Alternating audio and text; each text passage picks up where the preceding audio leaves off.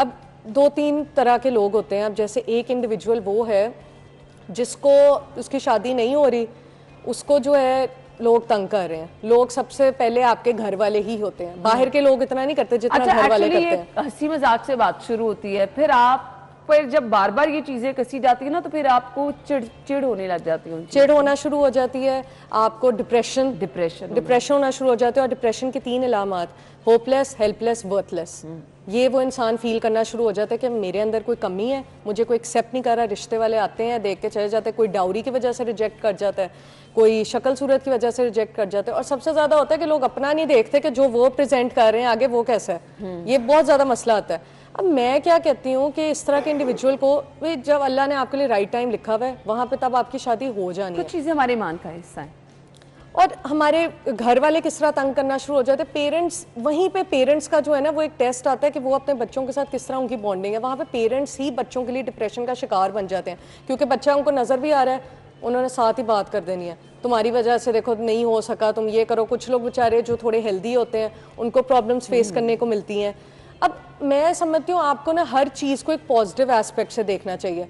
अगर आपकी शादी नहीं हो रही, अगर मैं आपको इसके एडवांटेजेस बताऊँ और डिसएडवांटेजेस भी बताऊँगी। इसके प्रोज ही हैं, अगर आपकी शादी नहीं हो रही, थोड़ा सा टाइम है, कोई प्रॉब्लम आ रही है, कुछ भी हो रहा है, आप अपने आप को, दिस इज़ द टाइम कि आप अपने आप को टाइम दें, अपने करियर को टाइम दें।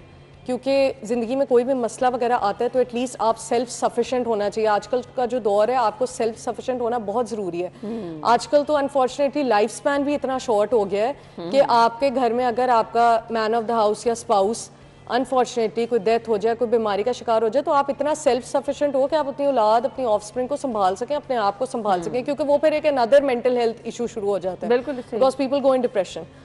अच्छा, उसके बाद क्या होता है कि इंडिविजुअल्स जो हैं, पेरेंट्स जो हैं, वो बहुत ज़्यादा क्रिटिसिज्म दिखाते हैं। फिर ये चाचू, ताया, पुप्पो। और फिर एक और बड़ा एक फैक्टर बीच में आता है, जो हमारे घर में जो बहनें बड़ी बड़ी उम्र की जो बैठी रह जाती हैं, अनफॉर्चुनेटली 80% घरानों में वो अपने भाई या बहनों की शादियाँ चलने नहीं देती। और ये एक बात सच है। 20% में सबके लिए नहीं कह रही, एक जनरलाइज स्टेटमेंट मैं आपको एक बता रही हूँ कि वो खवातीन जिनकी नई शादी हुई होती वो फिर अपने घर वालों के भी रिश्ते चलने नहीं देती। Unfortunately this is true. जितनी पॉलिटिकल हमारा घर में, जितनी पॉलिटिक्स, मैनिपुलेटिव बिहेवियर, मतलब ये सारा कुछ आता है।